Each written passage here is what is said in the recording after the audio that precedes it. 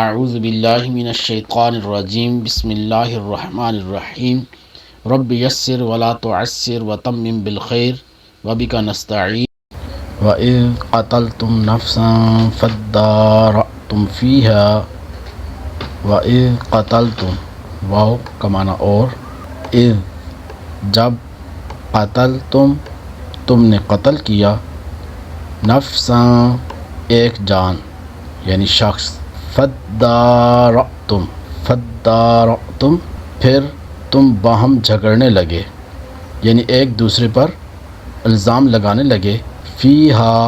اس میں، اور یاد کرو جب تم نے ایک شخص کو قتل کر دیا پھر اس کا الزام کسی دوسرے پر ڈالنے لگے واللہ واو کا معنی اور حالانکہ اللہ مخرج ظاہر کرنے والا ہے ما جو کنتم تکتمون تم چھپا رہے تھے، حالانکہ